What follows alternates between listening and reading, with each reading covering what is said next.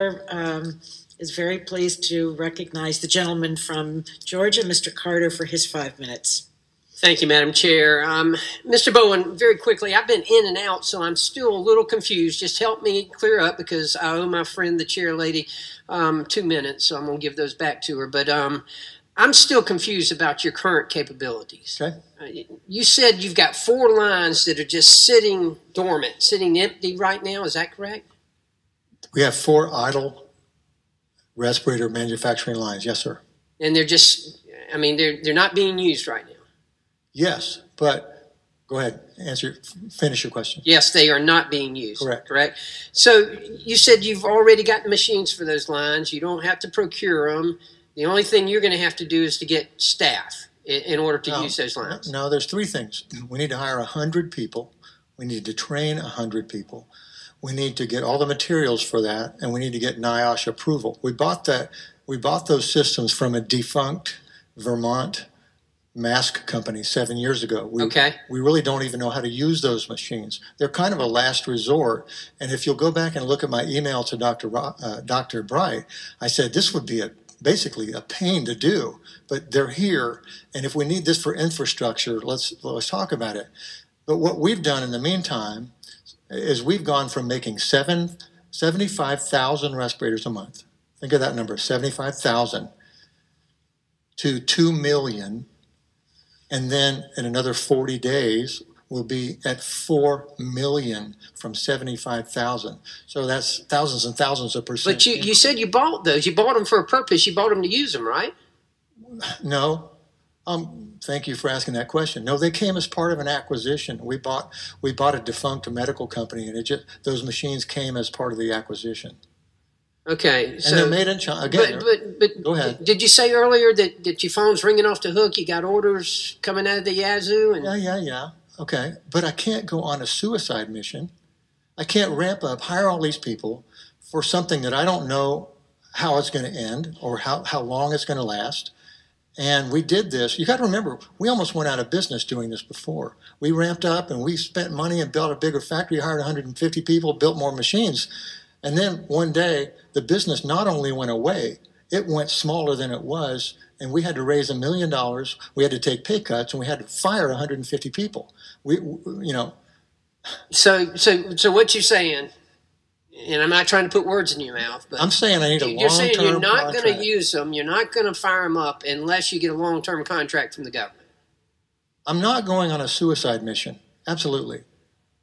So that's yes. You're not going to use them unless you get a long-term contract. Unless I get a customer who is going to commit to use those machines so I don't have to fire 100 people. So that means that you'd have to have a long-term contract from the government in order to do it. Yeah. Listen, we've gone from 1 shift to 3, 80 people to 200. We're making 4 times the products we made. We're making over 1 million masks a day. Don't you look at me and act like I'm sitting on my ass and not firing up 4 machines. It's not like just turning on a switch. It's putting people's lives. I'm not. Sir, I understand. Listen, I'm a businessman too, and I understand what it takes. I sat and watched my business partner cry when he had to lay those people off. We're not doing that again. So it's going to have to be a long-term contract from the government, though. That's my point. From somebody. I get it from somebody. I can't hire 100 people based on a maybe. I'm sorry? I can't hire 100 people based on a maybe. Based on when is this going to end? Who knows? None of us can, whether we're in the private sector or the public sector. We can't do that. But we all understand that. You're not risking your livelihood. Sir, I risked my livelihood for 30 years as an independent retail pharmacist. I never had I had contracts with nursing homes. Why don't you buy my machines and hire 100 people? I'll tell you what, I'll give you my machines if you want to hire 100 people. But the point is that you're here saying that I'm not going to do it unless I get a long-term contract from the government. I'm just trying to get clear. Wait. No. Go back to the context. The context of that was in those emails. Hey, here's 4 machines. They're here, but I can't turn them on unless it's a long-term deal. I'm not just going to flip them on and have you flip them off and leave me hanging like everybody did last time. And let me tell you what happened last time. The government sits around, doesn't buy American-made products, comes to me in a pandemic, buys millions of masks in 2010. And you know what they do with those masks? They stored them for 10 years. Then they auctioned them to some knucklehead who put them on eBay and sold them for 10 times what they were worth. So not only have I not seen the government in 10 years, I got to compete with my own masks, and I got to have thousands of phone calls from from people who bought that 10-year-old masks of mine on eBay for $10, 10 times the price, yelling at me.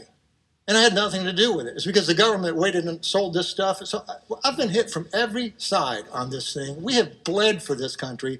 We have created jobs. We put our factory in Texas when everybody else had already left the country. So don't sit here and judge me for 4 machines that aren't running that I'd have to hire and fire 100 people for. I'm not going to do it. Not unless you have a long-term government contract. Gentleman's time has expired. How many times do we have to say this? I know